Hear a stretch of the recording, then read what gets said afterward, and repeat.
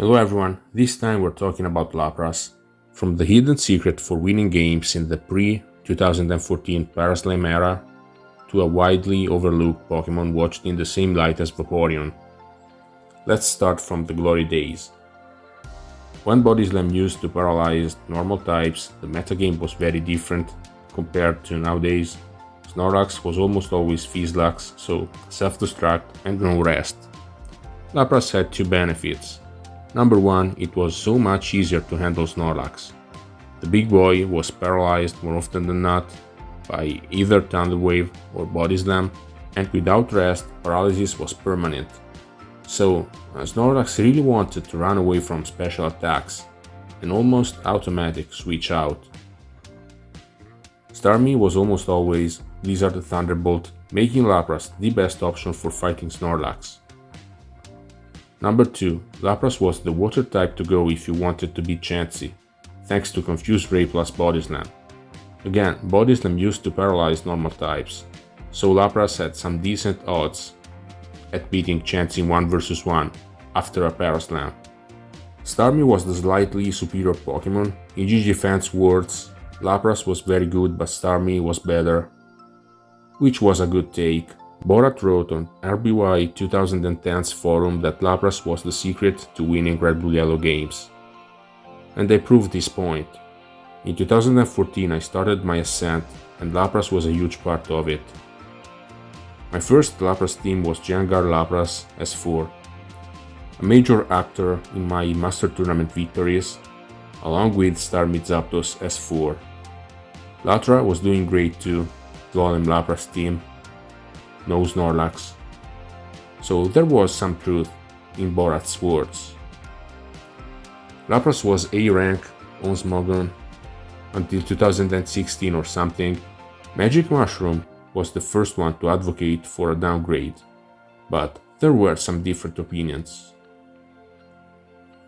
By 2019, Lapras was B rank, by 2021 it was C rank, and in 2022 it became underused. When the Body Slam tragedy hit us, Lapras kept his status for a while. Alexander was the guy who kept Lapras' name high. I introduced him to RBY OU in these very days, and the first thing he did to my team was switching Snorlax to Reflect Selfdestruct instead of Fizzlax or Reflect Earthquake. A very smart move. At this time, Gengar was at its all-time low. What happened next is that Lapras lost his lot to Starmie and Cloyster. Recover is very important against rest Snorlax, so the closest comparison became with Cloyster. Clamp and Explosion eventually made Cloyster more popular than Lapras, and for a good reason. Lapras can sure sweep over Starmie ride on teams, but it's not strictly a win condition. Cloyster is. On top of that, Cloyster has the emergency button, Explosion, and it's a better rest user. Nowadays, Cloyster's most important move is Explosion. This leaves Lapras without any real selling point other than Sing and possibly Thunderbolt. Players rarely use it.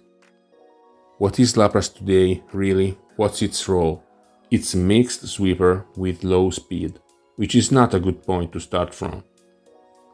Even Articuno is often preferred because it hits harder, it's faster, and it learns agility. Lapras, however, has Thunderbolt and Body Slam. It can beat Starmie and Cloyster. Even more, Lapras has room for at least one of Confuse Ray and again, Sing. So what makes you want to use Lapras today, and in that case, which team and which moveset? Players are dropping Chansey and Thunderbolt Starmie isn't super common.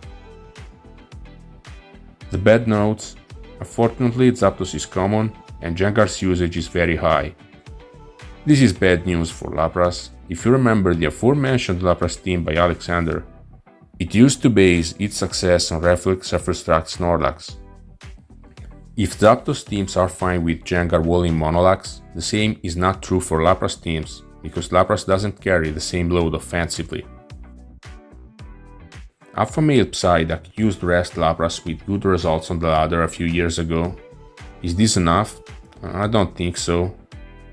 Yes, players dropping Chansey can help a bit, but I don't think these would put Lapras over Cloyster. Cloyster's explosion is only getting more and more appreciated. So what's the best chance for Lapras? A Chanseyless builds, I guess.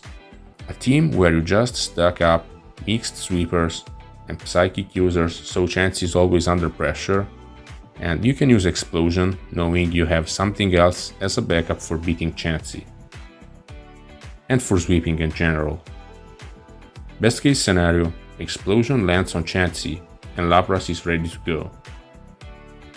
So in conclusion, are we going to see Lapras again? It's hard to tell, but I think it's underrated right now.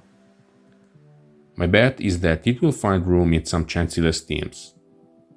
If only someone will be willing to put in the testing.